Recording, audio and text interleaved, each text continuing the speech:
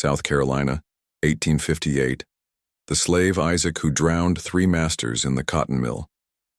The Santee River ran black in the pre-dawn darkness, its waters churning through the massive oak wheel that powered Blackwood Mill.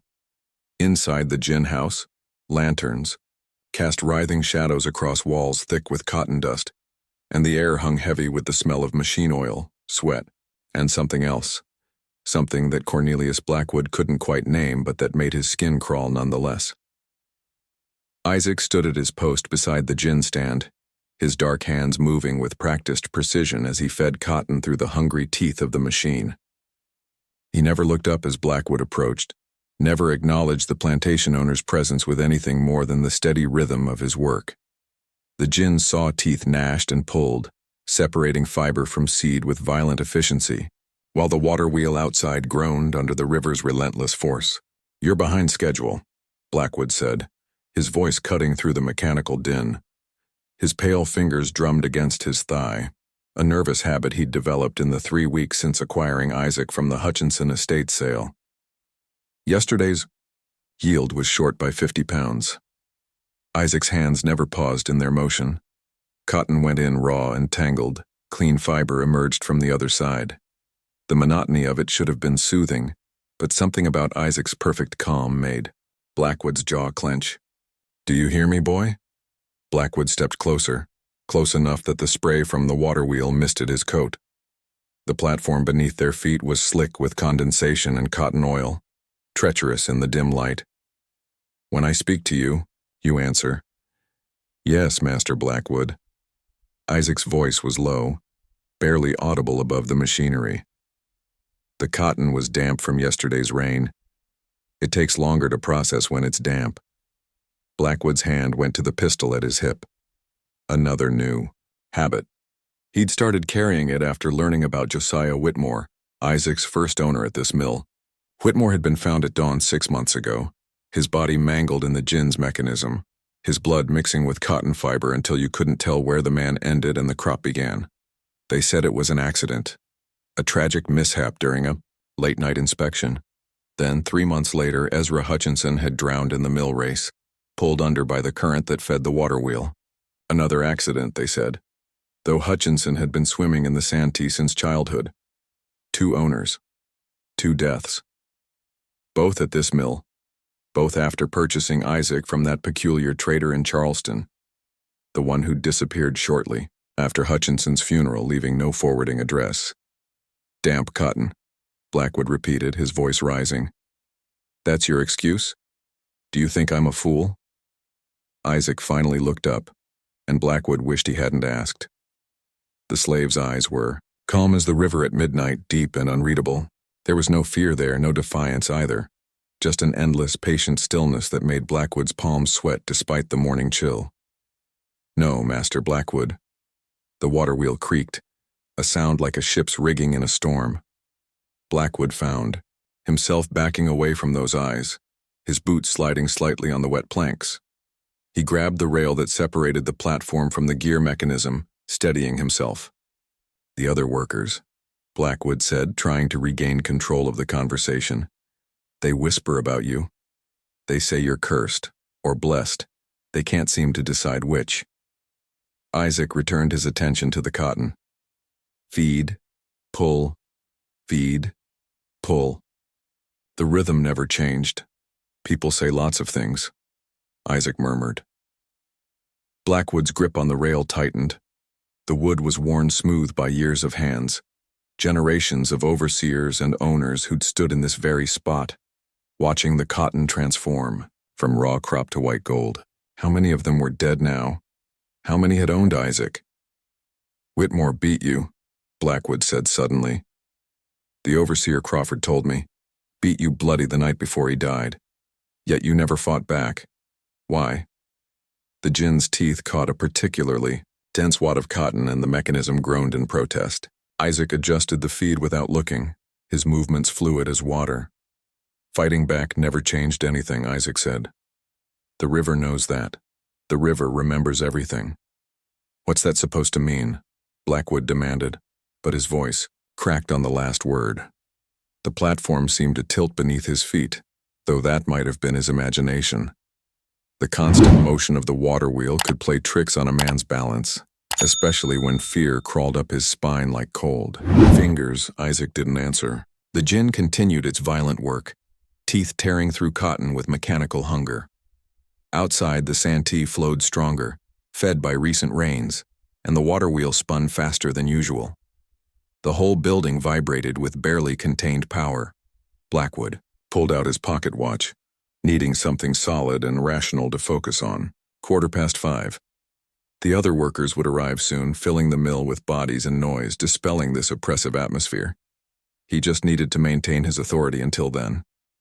"You'll make up for the shortage today," he said, trying to sound commanding. "I don't care if the cotton's damp or if you have to work until midnight. 50 pounds short means 50 pounds extra today, understood?" "The mill takes what it wants," Isaac said softly. "Always has." "What did you say?" Blackwood spun toward him too fast. His boot hit a patch of oil and suddenly he was falling backward, arms windmilling. His coat, a heavy wool thing more suited to Charleston parlors than mill work, billowed out behind him. Time seemed to slow. Blackwood saw Isaac's face, still perfectly calm, watching. He saw the gin's teeth still churning, still hungry. He felt the rail against his back, then not against his back as he went over it. The coat caught first. The expensive wool, with its brass buttons and silk lining tangled in the gear mechanism. Blackwood heard fabric tear, felt himself pulled sideways toward the water wheel's drive shaft. He tried to scream, but cotton dust filled his lungs. The machinery didn't care that he was human. It pulled him in with the same mechanical indifference it showed to cotton bolls. His shoulder hit the drive gear, and he felt bones snap like dry kindling. Now he did scream, but the sound was swallowed by the mill's roar. Water sprayed his face. River water, channeled through the mill race to power the wheel. It was shockingly cold, and for a moment, Blackwood thought he might wake up, might discover this was all a nightmare. Then the wheel's paddles caught what remained of his coat, and he was dragged toward the channel. The last thing Cornelius Blackwood saw before the water took him was Isaac's face, peering down through the mechanism. Still calm, still patient, as if he'd seen this before, as if he'd see it again. The water wheel churned on, pulling Blackwood down into the mill race. His body tumbled in the artificial current, caught between wooden paddles and stone walls. Water filled his lungs, mixed with cotton fiber that had drifted from the gin. He drowned in a slurry of river water and the very crop he'd lived to harvest, his final breaths tainted with the taste of industrial progress. Above, Isaac continued his work. Feed, pull, feed, pull. The cotton gin's teeth were red now, but that would wash clean. Everything washed clean eventually. The river saw to that. When the other workers arrived 20 minutes later, they found Isaac exactly where he always was, working steadily at the gin stand. It was Nathaniel Crawford, the overseer, who discovered Blackwood's body caught against the water wheel, tangled in cotton fiber like a fish in a net. If you're enjoying this tale of industrial horror from America's dark past, please subscribe for more macabre stories that history tried to forget. Let me know in the comments what historical mysteries intrigue you most, the ones that keep you up at night, wondering what really happened in those places where progress and human suffering intersected. The sun was fully up now, painting the mill in harsh morning light, but shadows still pooled in the corners and the water wheel never stopped turning. In 3 weeks, there would be another estate sale. Another owner would come to claim Isaac and the mill. The river would be waiting. 6 months earlier. The August heat pressed down on Blackwood Mill like a physical weight, turning the air inside the gin house into something thick enough to chew. Cotton dust hung in golden clouds, catching the afternoon sun that streamed through gaps in the wooden walls. Every breath tasted of fiber and sweat, and the temperature inside climbed well past 100 degrees. Josiah Whitmore stood on the overseer's platform, a leather whip coiled at his hip, watching his property work. He was a small man who carried himself like someone much larger, his pale eyes constantly moving, cataloging every motion, every pause, every sign of inefficiency. Below him, 12 enslaved men and women fed cotton through the gin stands, their movements mechanical after hours of repetition. Isaac had been at the mill for 3 days. Whitmore had purchased him from a Charleston trader named Silas Cray, a peculiar man with nervous habits who'd been eager to complete the sale, barely haggling over price. "He's a good worker," Cray had said, repeatedly wiping sweat from his forehead despite the cool morning. "Knows his way around machinery, just keep him busy. He does better when he's busy." Now, watching Isaac work, Whitmore had to admit the trader hadn't lied. The man moved through the dangerous machinery as if he'd been born to it, never flinching when the gin's teeth snapped inches from his fingers, never stumbling on the oil-slick floors. While other workers gave the waterwheel's drive shaft a wide berth, Isaac worked right beside it, close enough to feel the spray from the paddles. "You there," Whitmore called down. "Isaac." Isaac looked up, his face revealing nothing. Sweat had soaked through his rough cotton shirt, and dust had settled in the lines of his face, but his eyes remained clear and focused. "Yes, Master Whitmore. You're feeding too fast, you'll clog the teeth." Isaac slowed his movements without argument, though Whitmore could see the gin was handling the pace just fine. It was about control, not efficiency. These people needed to remember who held their lives in his hands. The afternoon wore on. The heat grew worse, and one of the younger workers, a boy named Samuel, swayed on his feet. Before he could fall into the machinery, Isaac caught his arm, steadying him. "Back to work," Whitmore barked. "Nobody told you to stop." "The boy needs water," Isaac said quietly. The gin house fell silent except for the mechanical grinding. Every worker held their breath. Even the cotton dust seemed to pause in its lazy drift through the sunbeams. Whitmore descended from the platform slowly, his boots striking each step with deliberate force. "What did you say?" "The boy needs water," Isaac repeated, his tone unchanged. "Or he'll faint. Maybe fall into the gin, damage the machinery." Whitmore's face flushed red beneath his wide-brimmed hat. He uncoiled the whip with practiced ease. "You're concerned about my machinery?" "Dead workers can't process cotton," Isaac said. "Neither can broken machines." The logic was sound, which somehow made Whitmore angrier. He couldn't punish a man for being right, not without looking weak. But he couldn't let the challenge pass either. "Everyone drinks," he finally said. 2 minutes, then back to work, except you." He pointed the whip handle at Isaac. "You'll work through dinner by speaking out of turn." The workers scattered to the water barrels, gulping desperately despite the tepid, cotton dust-flavored liquid. Isaac returned to his station without drinking, his hands resuming their steady rhythm. That night, after the others had been dismissed to their quarters, Whitmore kept Isaac working. The gin house took on a different character in darkness. The lanterns created pools of yellow light surrounded by deep shadows, and the waterwheel's groaning seemed louder, more ominous. The Santee River ran stronger at night, fed by tidal changes 30 miles downstream, and the whole building shuddered with increased power. "You think you're clever," Whitmore said, pacing behind Isaac. "Speaking up, playing the hero." Isaac said nothing, continuing to feed cotton through the gin. "I've broken men like you before. Men who thought they were special. Different." Whitmore's voice dropped to almost a whisper. "But everyone breaks eventually. The only question is how many of you will be left when it happens." Still, Isaac worked, in silence. Feed, pull, feed, pull. Whitmore's temper finally snapped. The whip cracked across Isaac's back, tearing through the thin shirt and into flesh. Isaac's hands paused for just a moment, then resumed their motion. Again the whip fell. And again. Blood seeped through the cotton shirt, mixing with sweat and dust to form a dark paste. But Isaac never cried out, never stopped working. His silence was worse than screams would have been. "Damn you," Whitmore snarled. "Say something." Isaac turned then, slowly, deliberately.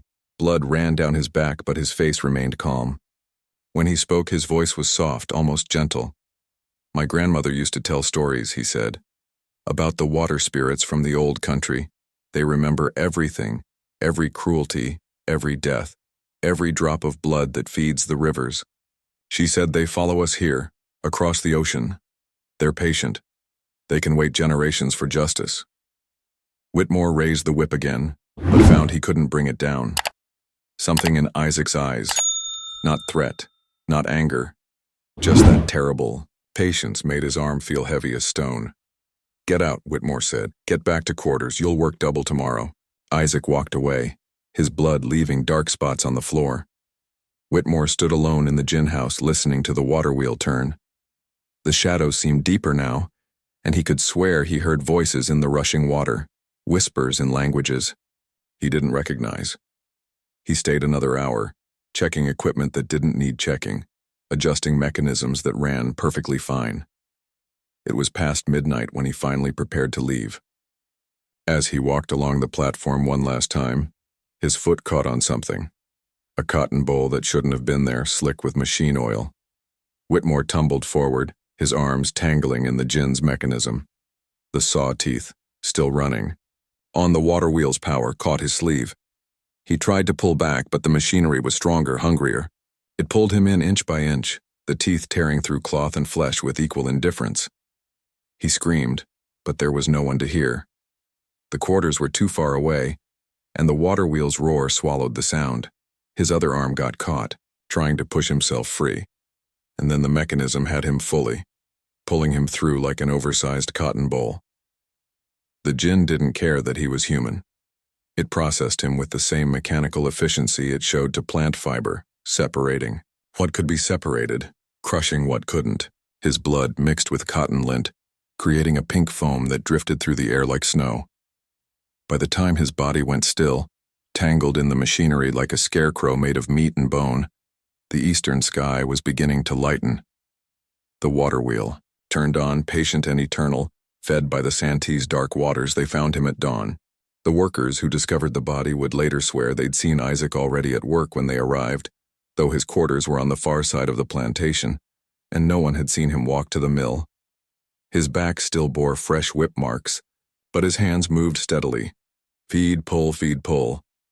That was 6 months ago.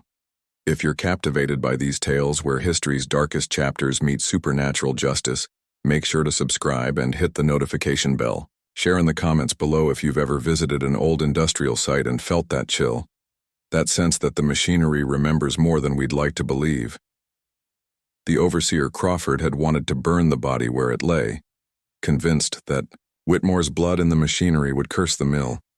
But economics won over superstition. Cotton was worth too much to let one death stop production.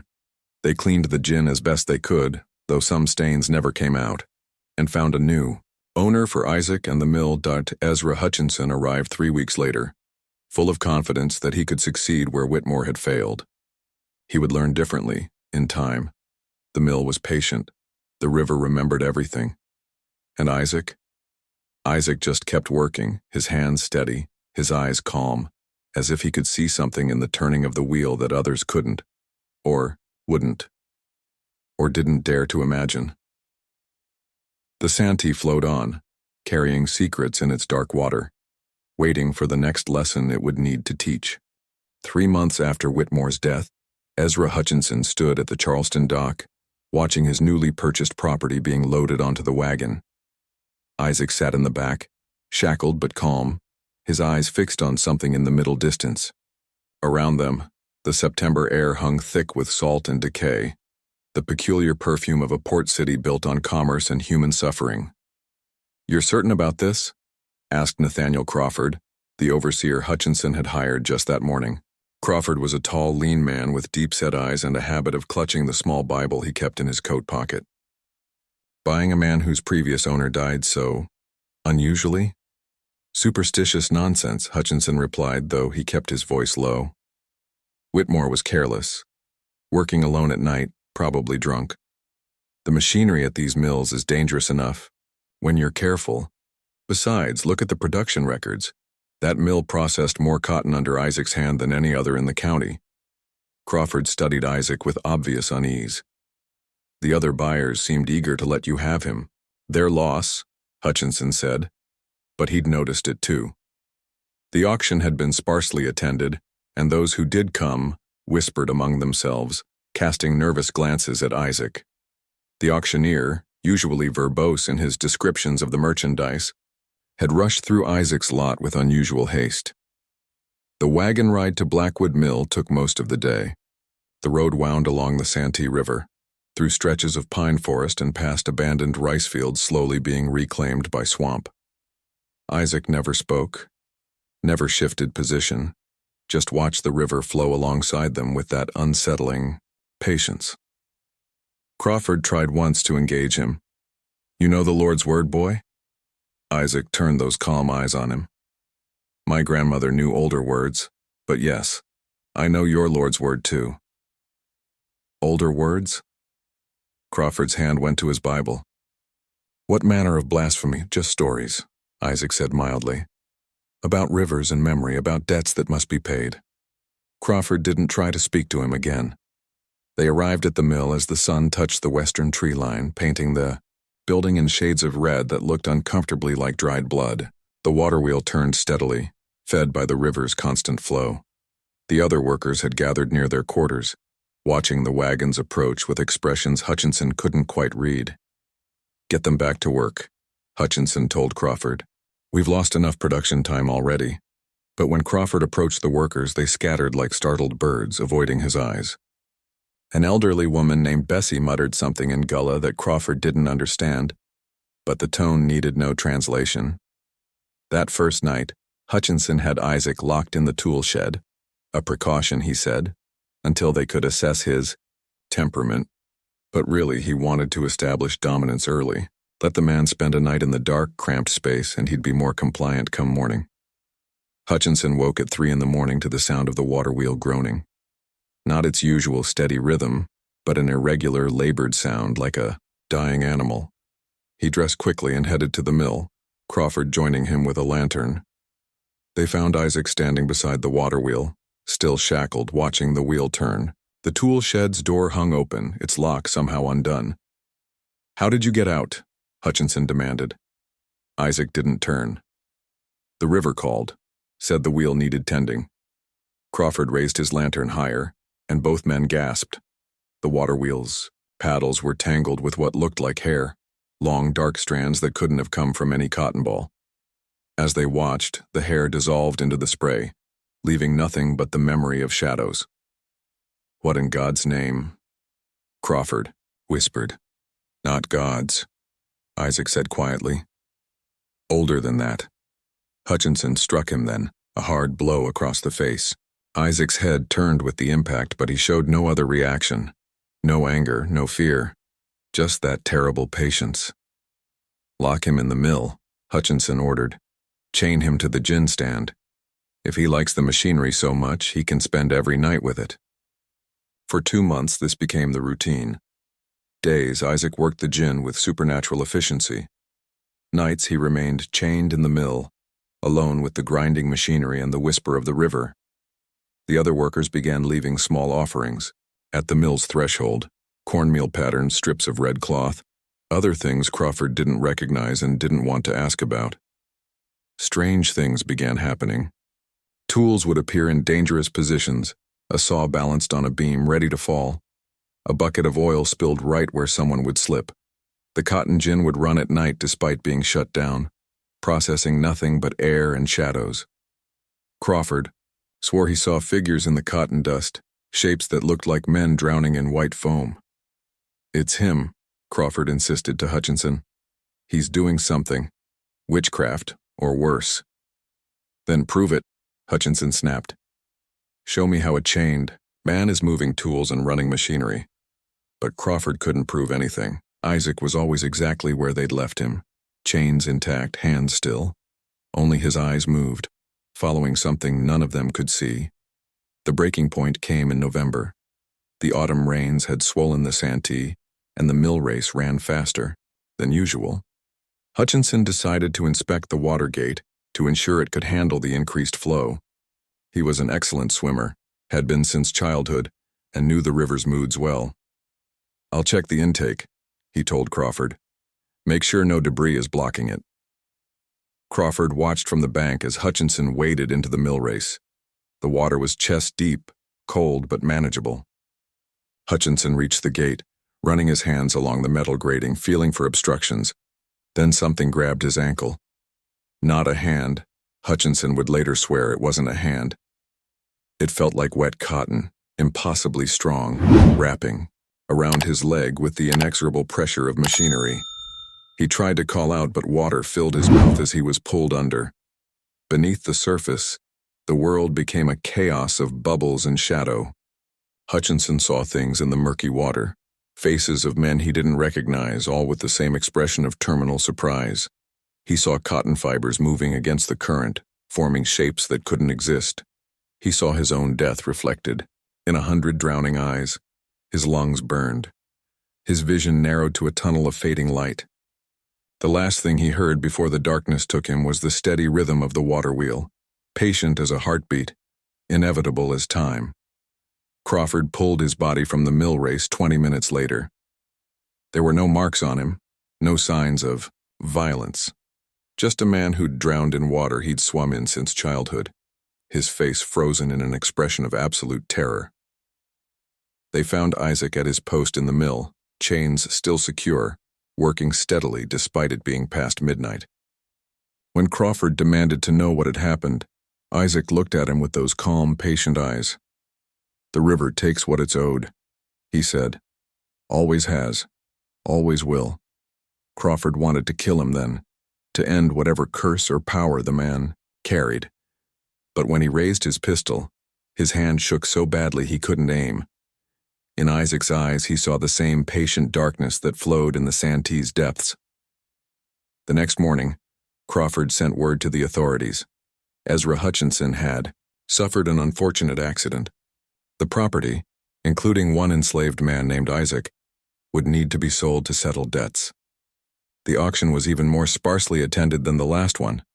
Cornelius Blackwood, new to the county and eager to make his fortune, bought Isaac for a fraction of his value. Crawford tried to warn him, but Blackwood laughed off his concerns. "I'm not superstitious," Blackwood had said, "and I'm certainly not afraid of one man." Crawford left the county that very day, heading north to Georgia. But sometimes in his dreams, he still heard the waterwheel turning, still saw shapes in the cotton dust, still felt the river pulling at his ankles with fingers made of current and shadow. The mill ground on, patient and hungry. The river remembered everything. And Isaac kept working, steady as the machinery itself, waiting for whatever or whoever would come next. Present day, hours after Blackwood's death. The morning sun climbed higher, but no warmth reached the interior of Blackwood Mill. The waterwheel had been stopped, the first time in months, and without its constant grinding, the silence felt wrong, oppressive. Blood still stained the gin's teeth despite Crawford's attempts to wash it clean, and cotton fibers clung to everything like guilt made manifest. Nathaniel Crawford stood in the center of the mill floor, his Bible clutched, so tightly his knuckles had gone white. Around him gathered the county's most prominent plantation owners. Jeremiah Ashford, whose property bordered the Santee 10 miles upstream. Tobias Grimm, who owned the largest plantation in the district. And Marcus Bellwether, a magistrate from Charleston who happened to be visiting when word of Blackwood's death spread. 3 owners in 9 months, Ashford said, his voice barely above a whisper. "That's not a coincidence, that's—" "Careful what you say next," Bellwether interrupted. "We're men of reason here, not superstitious field hands." But even as he spoke, Bellwether's eyes darted to the corners of the mill where shadows pooled despite the lanterns Crawford had lit. The machinery loomed around them like the skeleton of some prehistoric beast, all teeth and joints and hunger. "Bring them in," Crawford said to the overseer he'd posted at the door. "All of them." The enslaved workers filed in slowly, 12 souls who'd witnessed too much to pretend ignorance.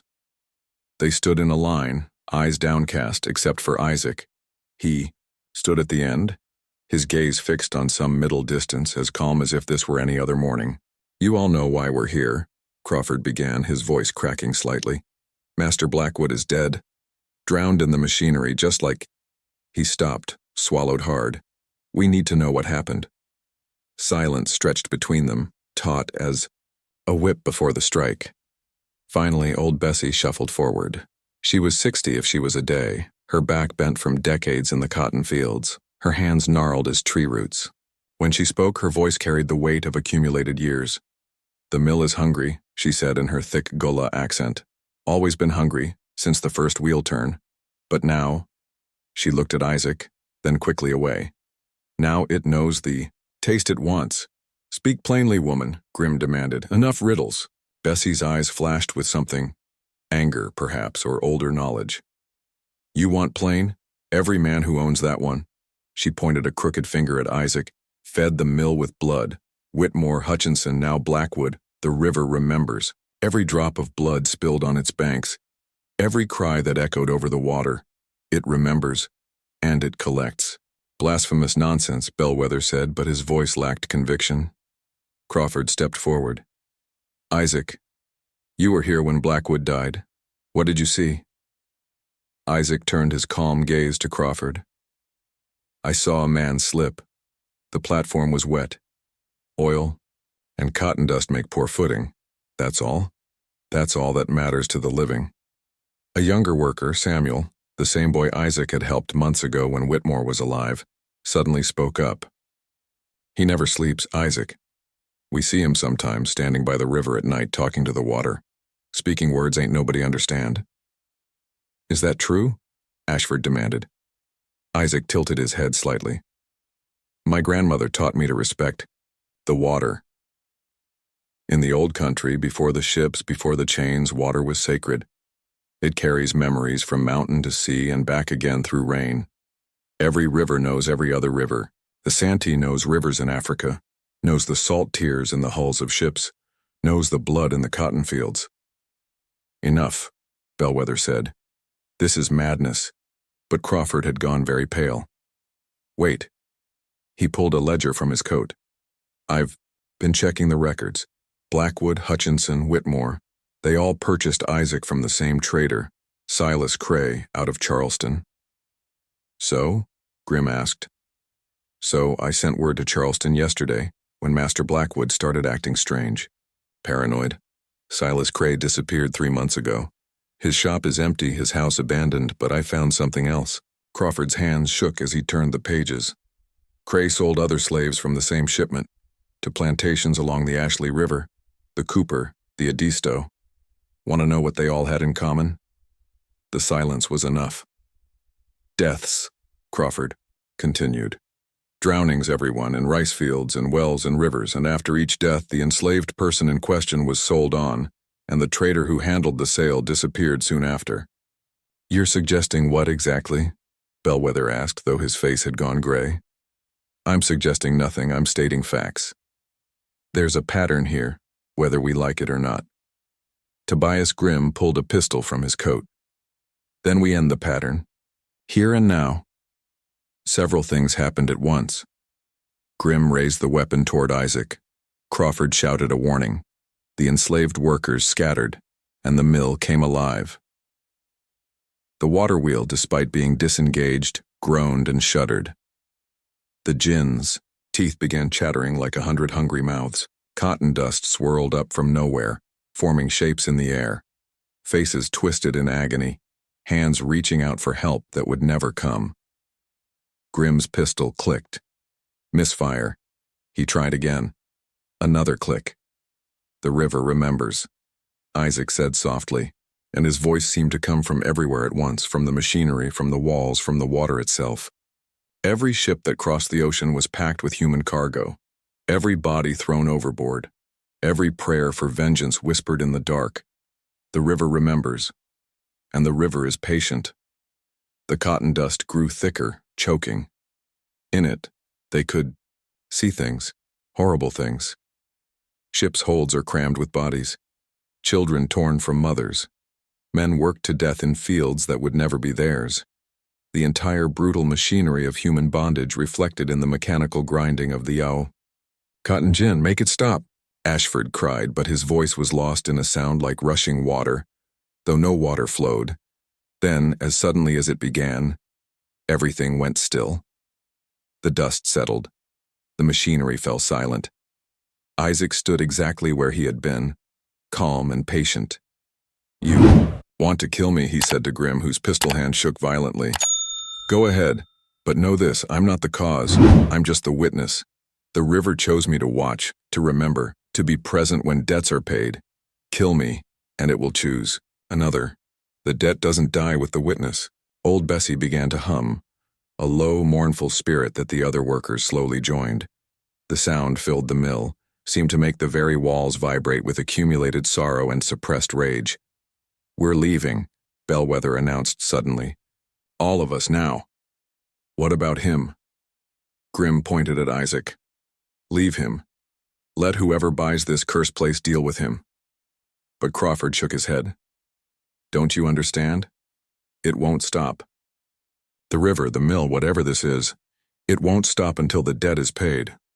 "What debt?" Ashford demanded. "What could possibly—" He never finished the question. They all knew the answer. The debt was written in every bale of cotton, every drop of blood in the fields, every life stolen and sold. The debt was older than the mill, older than the country itself. And it was coming due. If you're gripped by this tale of supernatural justice and historical reckoning, subscribe now for more stories that explore the dark spaces where American history and horror intersect. Share your thoughts below. Do you believe some debts can never be forgiven, only collected? As the men filed out of the mill, Crawford took one last look back. Isaac had returned to the gin stand, his hands moving in that steady rhythm, even though the machinery was still. Feed. Pull, feed, pull, practice for the next owner perhaps, or prayer to forces Crawford didn't want to understand. Outside, storm clouds gathered on the horizon, though the morning had been clear. The Santee ran darker than usual, swollen with rain that hadn't fallen yet. Crawford knew he should leave, the county, leave the state even. But something held him here, perhaps the same force that held Isaac to the mill. He was a witness now too, whether he wanted to be or not. The river remembered everything. And Crawford was beginning to understand that some memories demanded more than acknowledgement. They demanded payment. That night, the moon hung low and bloated over the Santee, its reflection fractured by the river's restless current. Crawford stood in the mill's doorway, a lantern in one hand and chains in the other. Behind him, Grim and two other men waited with rifles, their faces hard with determination and fear. "This is madness," Bellwether had said before leaving for Charleston. "You're going to chain a man in a mill where 3 men have died?" "I'm going to prove what he is," Crawford had replied. "One way or another." Now facing Isaac in the yellowed lantern light, Crawford felt less certain. The enslaved man stood quietly, offering his wrist for the shackles without protest. His calm was more unsettling than any resistance would have been. "You know why we're doing this?" Crawford said. "Yes." Isaac's voice was soft, almost kind. "You need to believe there's a reason, that there's something you can control." Crawford secured the chains to a beam near the cotton gin, ensuring Isaac couldn't reach the machinery or the door. The links were thick iron, each one blessed by Crawford himself with holy water from his Baptist church. If there was witchcraft here, he reasoned, this would contain it. "We'll be watching," Crawford said. "All night. If anything happens, anything at all, we'll know it's you." Isaac settled onto the floor, his back against the beam. The river doesn't care who watches. It knows its own business. Crawford left, posting Grim's men outside. They built a fire where they could see both the mill entrance and the waterwheel. Crawford himself took a position where he could watch through a gap in the wall, seeing Isaac clearly in the moonlight that filtered through the building's many cracks. For the first hour, nothing happened. Isaac sat motionless, his eyes closed, his breathing steady. The mill was silent except for the occasional creak of settling wood and the constant whisper of the river. Then Isaac began to speak. At first, Crawford thought he was praying, but the words were in no language Crawford recognized. Not English, not the Gullah the other slaves spoke, not even the Latin Crawford had learned in seminary. It was older, more fluid, rising and falling like water over stones. As Isaac spoke, his memories seemed to unspool into the darkness, becoming visible in the moonlight and shadow. He was 8 years old, standing on the banks of a river whose name had been torn from him along with everything else. His grandmother held his hand, her palm rough from years of labor but gentle in its grip. "Water remembers," she said in their own tongue. "From the beginning of the world, water remembers.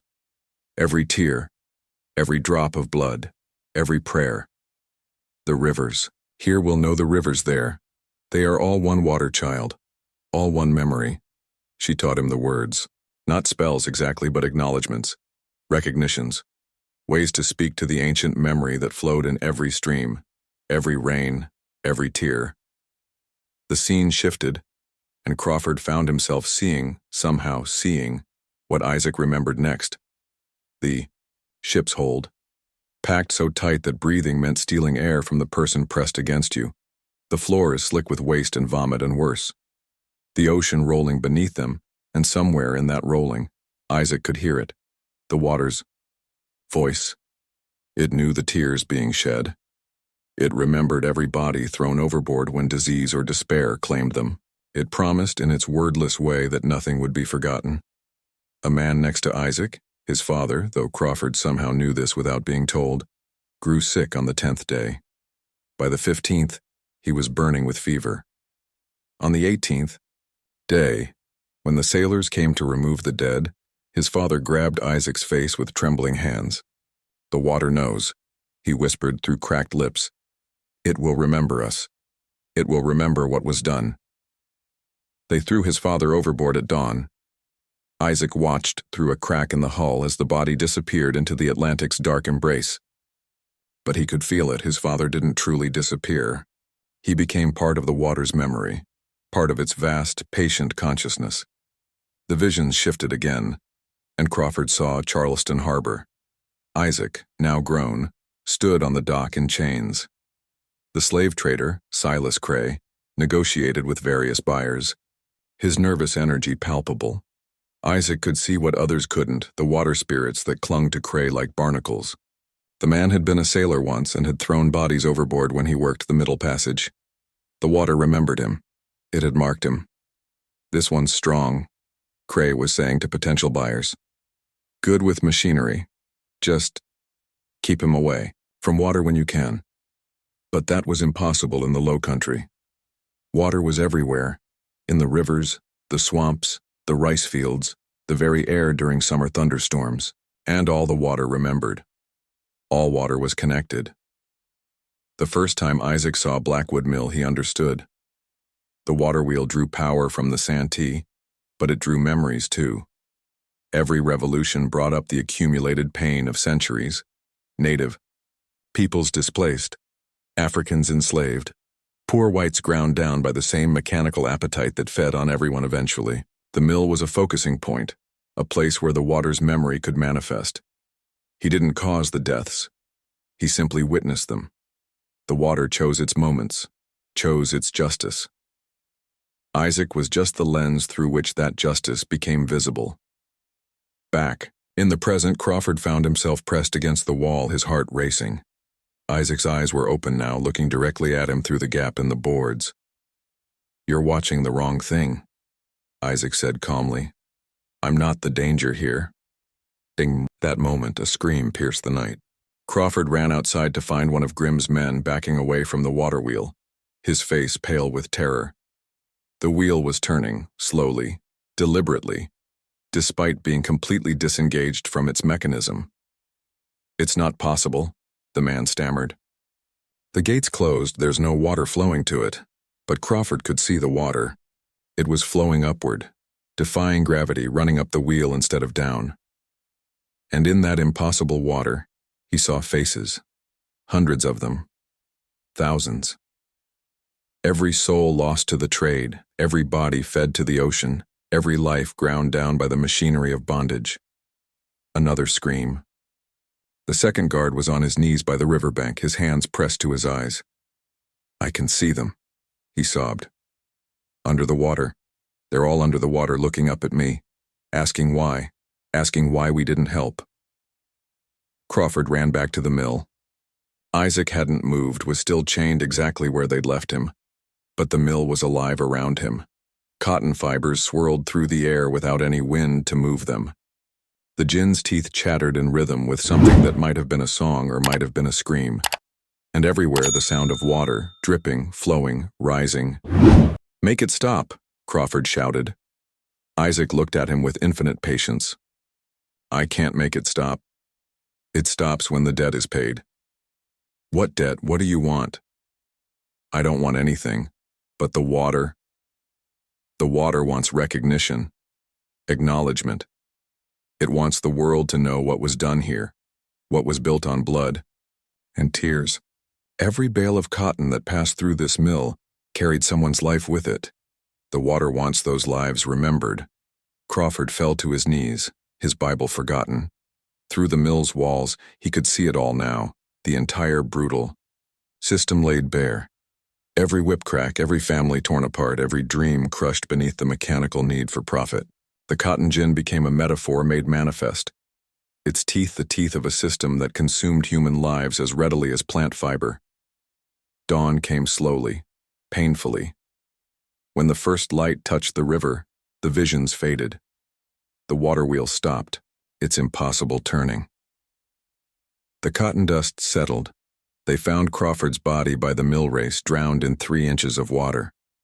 His face was peaceful, almost relieved, as if drowning had been a mercy compared to what he'd seen. The guards were gone, fled in the night, their minds broken by whatever the river had shown them. Isaac remained chained to the beam, patient as always. When the other workers came to the mill and found Crawford's body, old Bessie approached Isaac slowly. "The river spoke," she said. "It wasn't a question."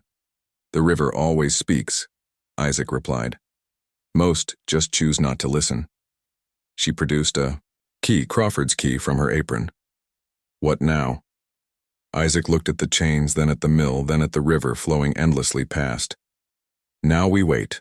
There will be another owner. There always is. And the river is patient." But something had changed. The other workers could feel it. The mill's hunger had been revealed, its true nature exposed. Word would spread. The stories would grow. And maybe, eventually, someone would understand that the only way to stop the drownings was to stop the mill itself. Until then, Isaac would remain. The patient witness to patient justice, watching the river remember everything that others tried so hard to forget. 3 weeks after Crawford's death. The morning air hung thick with the promise of a storm. Dark clouds massed on the horizon like an army gathering for war, and the Santee ran high and fast, swollen with rains from upcountry. At Blackwood Mill, a crowd had gathered. Plantation owners, overseers, magistrates from Charleston, even a newspaper man from Columbia who'd heard the stories and come to see for himself. They stood in a wide semicircle around the mill, none willing to venture. Too close. The building seemed to crouch beside the river like a wounded animal, dangerous in its dying. The water wheel hung still, but everyone could hear it groaning, as if eager to turn again. Tobias Grimm stood at the front of the crowd, a torch in his hand. 4 men dead, he announced.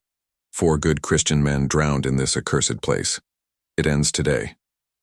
Behind him, other men held torches, buckets of oil, anything that would burn. They'd decided the mill would be destroyed, and Isaac, with it if necessary. The economics of cotton be damned. No profit was worth this curse. Isaac stood in the mill's doorway, unchained now, but making no attempt to flee. The other enslaved workers had been moved to Grimm's plantation, all except old Bessie, who refused to leave. "You can't burn the river," Isaac said, his voice carrying despite its softness. "You can't burn memory." "We can try," Grimm snarled. "And we can certainly burn you, witch." Isaac stepped forward into the morning light, and several men stepped back involuntarily. There was something different about him now, not threatening exactly, but more present, as if he'd finally decided to be fully seen. "I need to tell you something," Isaac said. "About the water, about what it knows." "We don't need to hear any more of your blasphemy." Grimm raised his torch. "Wait." The newspaper man, a young fellow named Timothy Hartwell, pushed forward. "Let him speak. The public deserves to know what happened here." Grimm hesitated, and Isaac began to speak. "The river remembers everything, he said. Every ship that crossed, the Atlantic packed with human cargo. Everybody thrown overboard when disease or despair took them. Every prayer whispered in the dark of the hold. The water carried those memories here, to every river, every stream, every drop of rain that falls. On this land built on blood, thunder rumbled in the distance, though the storm was still miles away. This mill, Isaac continued, draws its power from the river, but it draws more than just mechanical force. It draws on all that accumulated pain, all that patient rage. The cotton that passes through these gins carries blood in its fibers, not metaphorically, but truly. Every bale is stained with the lives it cost to produce it. Enough, Grim said, but his voice shook. Light the fires. As the men moved forward with their torches, the storm arrived with impossible speed. The sky opened like a wound, and rain fell in sheets so thick they could barely see. The torches went out instantly, and the wind that came with the rain was like nothing any of them had experienced. Not a hurricane's circular fury, but something more directed, more purposeful. The Santee rose. Not gradually, as rivers do in floods, but all at once like something vast standing up from a crouch. Water surged over the banks through the mill race, around the building's foundations. The waterwheel began to turn, not with the current but against it faster and faster until it was a blur of motion. "Run!" someone screamed, but it was too late. The mill came alive. Every piece of machinery activated at once, though no human hand touched them. The cotton gins gnashed their teeth, processing nothing but air and shadow. The presses slammed down repeatedly, compressing emptiness into invisible bales, and through it all, a sound like singing, wordless, endless, rising from the river itself. In the water that now swirled around their knees, then their waists, the men saw things. Every person enslaved within 100 miles appeared in the flood, not as they were, but as they could have been. Doctors, teachers, artists, builders, free to use their gifts without chains. The vision was beautiful and terrible, showing not just what was taken but what was lost to the world. Grim tried to shoot Isaac, but his powder was wet, his gun useless. He threw it aside and waded toward him with his bare hands. But the current caught him, spun him, pulled him toward the water wheel. "No," Grim screamed. "I never killed anyone. I followed the law." "The law," Isaac said sadly, watching as Grim was pulled toward the churning wheel. "Yes, you followed the law. But the river follows older laws. The law of consequence. The law of memory. The law that says every cruelty creates a debt that must be paid." Grim grabbed onto a post, holding on desperately as the water tried to claim him. Around him, other men were fleeing, fighting through the flood to reach higher ground. Some made it. Some didn't. The river chose who it wanted, and its choices seemed random unless you knew what it knew. Every secret cruelty, every casual brutality, every time they'd chosen profit over mercy. The mill building itself began to come apart. Boards flew off like birds taking flight. The roof lifted and spun away. The cotton gins, those hungry mechanical mouths, tore themselves free from their mountings and tumbled into the flood, still chattering, still trying to process, still hungry even in destruction. The water wheel gave one last tremendous groan and then shattered, its pieces scattered across the flooding landscape like the bones of some ancient beast. As it broke, everyone heard it, a collective sigh like thousands of voices finally able to rest. Isaac walked through the destruction untouched. The water parted around him. The debris missed him. The wind didn't even ruffle his clothes. He walked to where old Bessie stood on a small rise, somehow also untouched by the chaos. "Is it over?" she asked.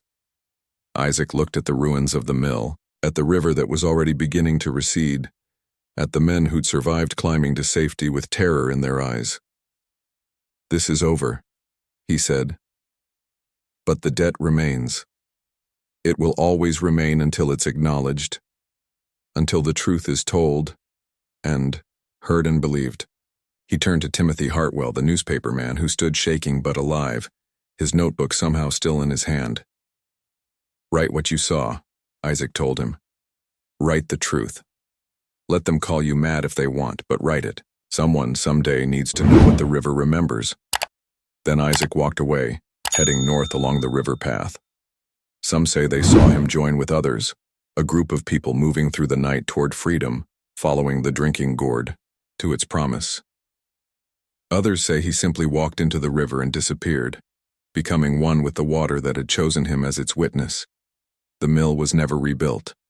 The land around it turned swampy, reclaimed by the river and the wild.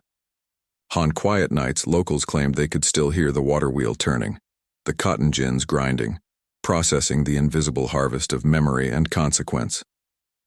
Grimm survived but never spoke of that day. He freed his slaves within the month and moved to Boston, where he spent his remaining years jumping at the sound of running water. The other survivors scattered, carrying their stories with them, spreading them like seeds that would grow into legend.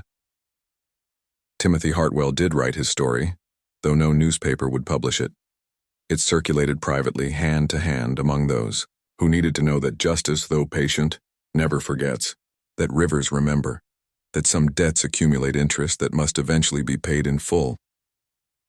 Years later, during the war that would finally break the chains, soldiers camping near the ruined mill reported strange sights, glowing lights over the water, the sound of impossible machinery, and sometimes, on the stillest nights, a voice that might have been the wind or might have been something else saying over and over, "The river remembers. The river remembers. The river remembers everything." If this story of supernatural justice and historical reckoning has moved you, please subscribe and share it with others who need to know these hidden histories. Leave a comment about what you think really happened at Blackwood Mill. Was it divine retribution, supernatural forces, or something even stranger? Remember, every story we tell about the past shapes how we understand the present. Until next time, remember, some debts can never be forgotten, only paid.